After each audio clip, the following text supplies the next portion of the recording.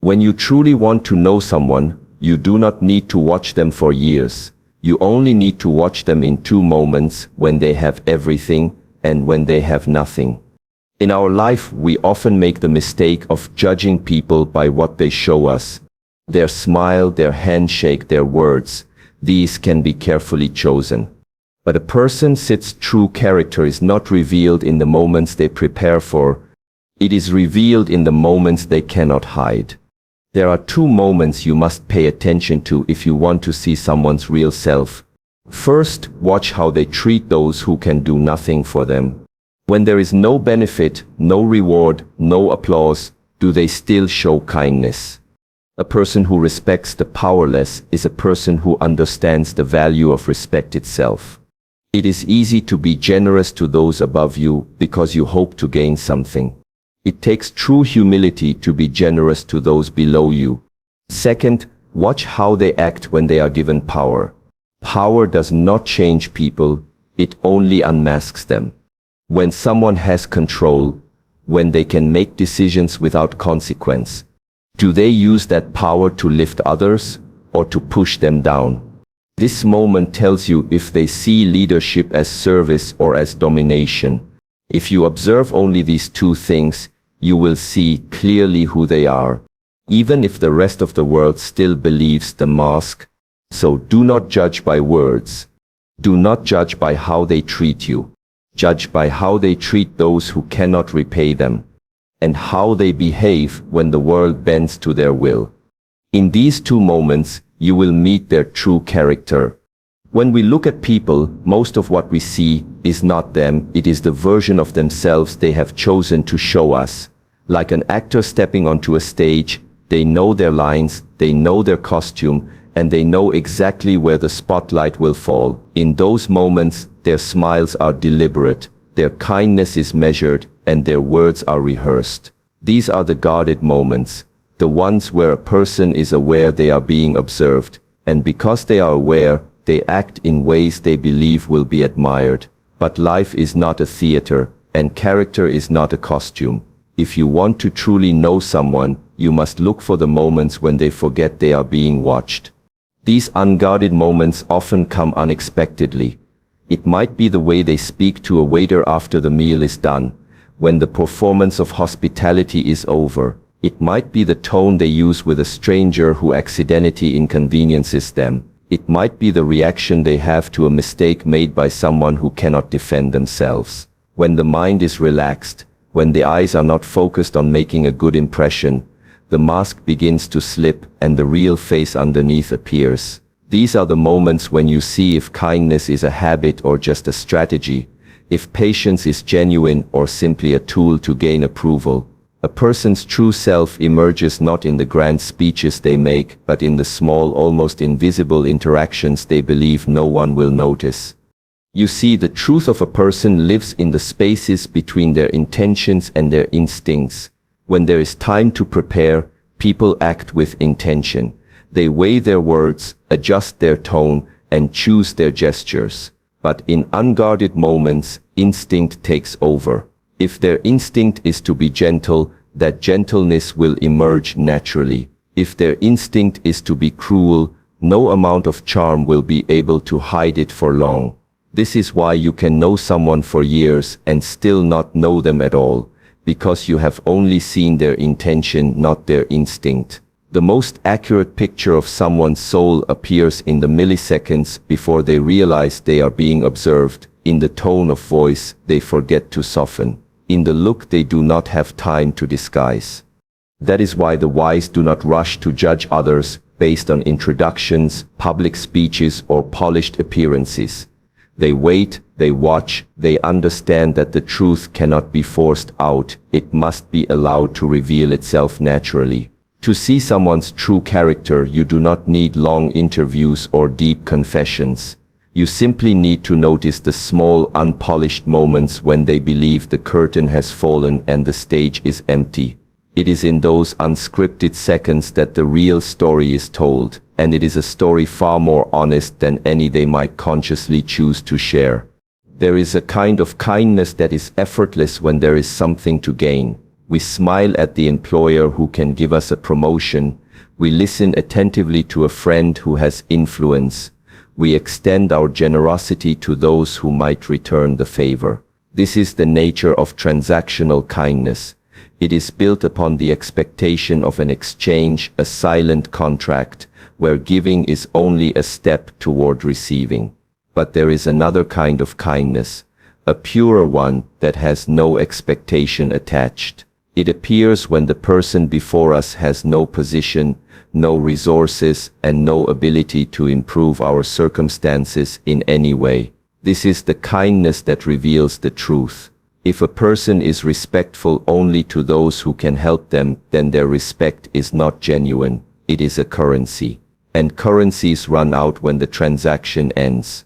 The way someone treats those who can offer them nothing, no status, no advantage, no benefit, is the purest measure of their moral compass. Think of the waiter at the restaurant, the cleaner in the building, the child who cannot yet repay a favor, the stranger who will vanish from our life the next day. To some, these people are invisible, background figures in the movie of their own life. But to others, they are seen, acknowledged, treated with dignity. That difference is not about manners, it is about worldview.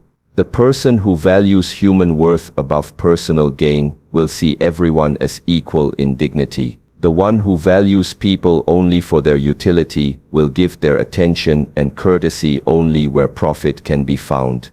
Watch closely, it is often in these subtle encounters that the deepest truths about someone's character quietly emerge.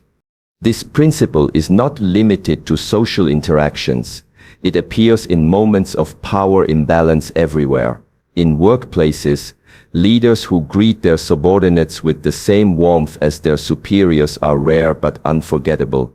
In communities, those who offer help without calculation often go unnoticed, yet they create a kind of trust that cannot be bought.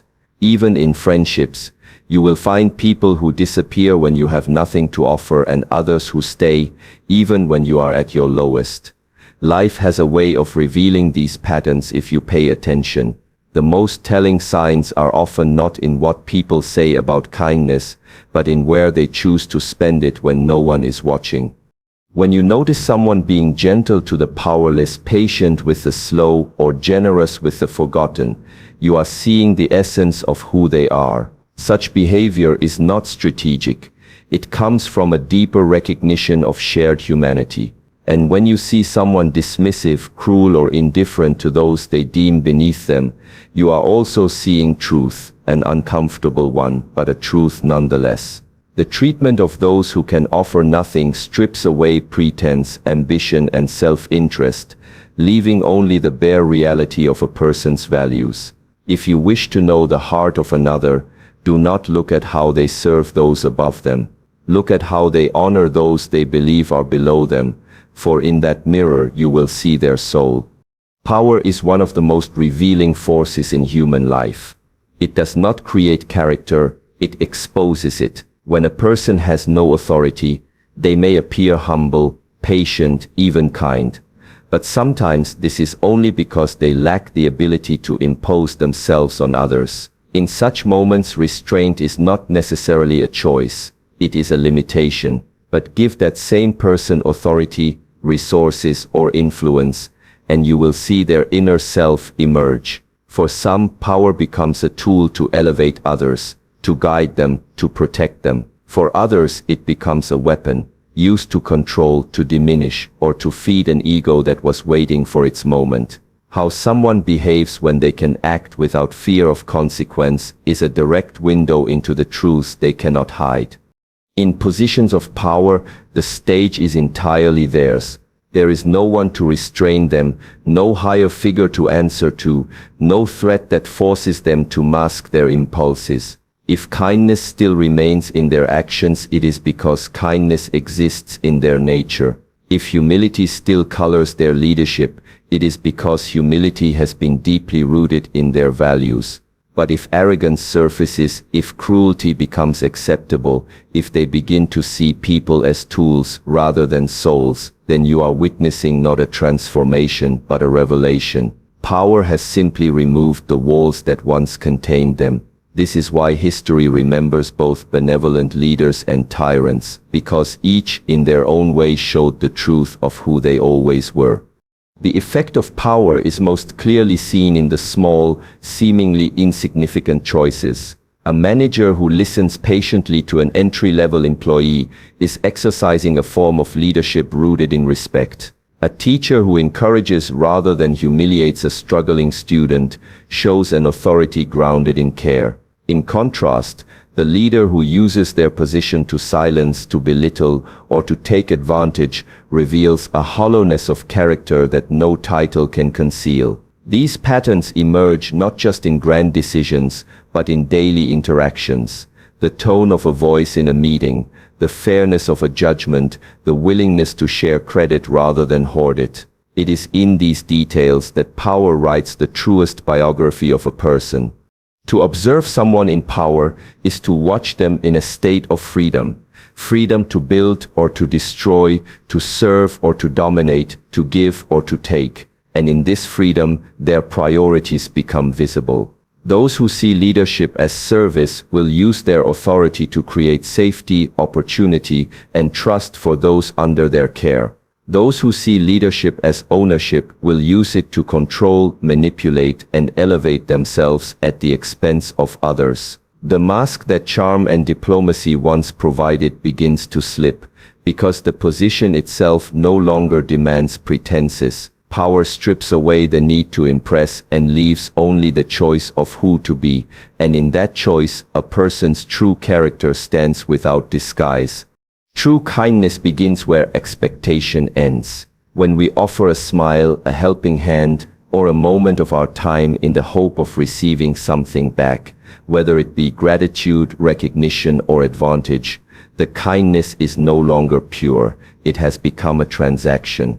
There is nothing inherently wrong with reciprocal benefit, but we must recognize it for what it is, an exchange, not a gift. The purest form of kindness asks for nothing in return, not even acknowledgement. It is given freely, because giving itself feels natural. This kind of kindness is rare because it demands a selflessness that is free from the subtle ego that whispers, "I want to be seen as good." It is not concerned with appearances. It is concerned only with the quiet satisfaction of doing what is right. When kindness is given without expectation, it carries a certain power, the power to affirm the dignity of another person simply because they exist. Such kindness does not weigh the worth of the receiver by their usefulness, beauty, or influence. It does not keep a mental ledger of what is owed. It is not reduced by the ingratitude of others, because it was never dependent on their response in the first place.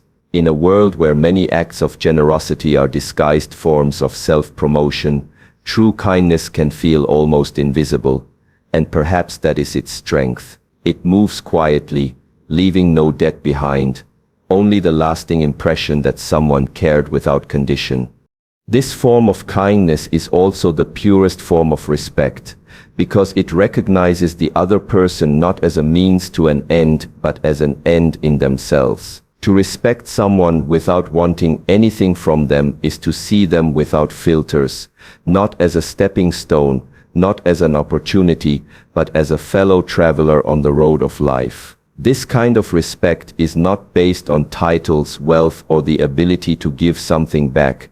It is based solely on the understanding that every human being is worthy of dignity, and dignity cannot be earned or traded. It simply is. Those who act from this place of respect create spaces where others feel safe, valued, and free to be themselves. Kindness without expectation is also a mirror, reflecting the giver's own state of being. A person who can give without needing to receive has discovered a form of inner abundance, a sense that they are already whole, already complete. They are not seeking to fill a void within themselves through the approval or gratitude of others. Instead, they give because they have something to share. This is why such kindness feels different when you encounter it. It is not a performance, not a tool for leverage, but an expression of a genuine inner state. To witness it is to understand that the highest form of giving does not chain the receiver with obligation, it simply frees them to pass that same kindness forward. Power has a unique quality.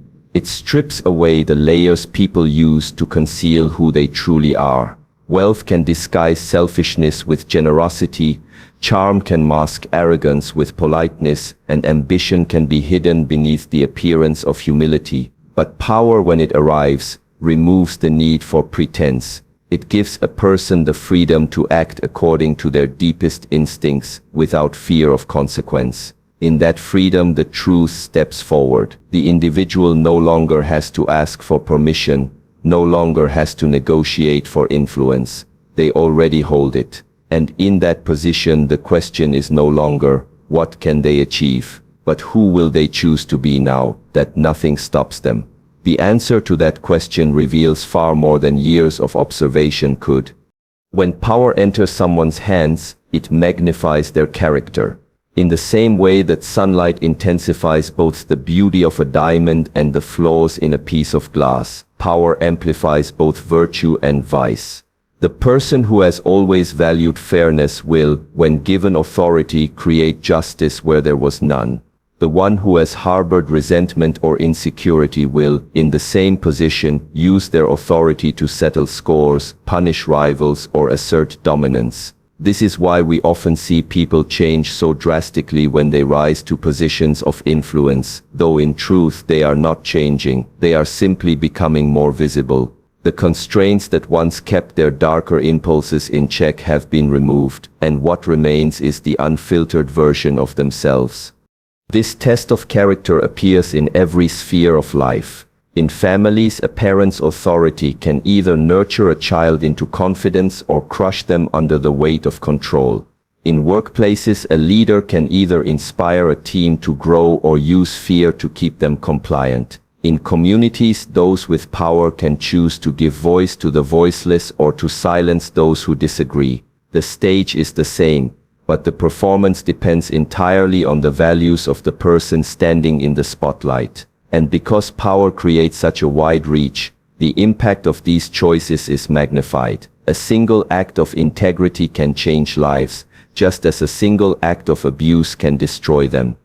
The ultimate test of character lies in what a person does when they no longer have to be good. Many people behave well because they fear punishment or desire approval, but when those motivations are removed, when they can act without being challenged, the essence of who they are comes into focus. Do they use their position to serve or to be served? Do they protect the weak or exploit them? Do they build bridges or burn them? Power answers these questions without words. It does not care about appearances, it does not care about promises. It simply reveals whether a person's goodness is a choice they live by or merely a disguise they wore until they no longer needed it. When you wish to understand a person, you do not need to search through every chapter of their life. You do not need to listen to every story they tell or every promise they make. Instead, watch them closely in the moments when the world is not watching. See how they behave when there is nothing to gain, and see what choices they make when they hold all the power. These moments are like clear water. They do not lie. They show you whether their kindness is a mask or a habit, whether their respect is selective or unconditional, whether their leadership is service or self-interest. True character is not written in the words a person speaks about themselves. It is written in the silent decisions they make when no one will ever know. And perhaps this is the greatest lesson, to not only look for these truths in others, but to search for them in ourselves. For one day we will each stand in those same two moments, when we have nothing and when we have everything. And in that space we will face the same choice, to let our character be a disguise or to let it be the truth. If we can live in such a way that even our unguarded moments reflect the values we claim to hold, then we will not need to be remembered for our words, because our actions will already have spoken.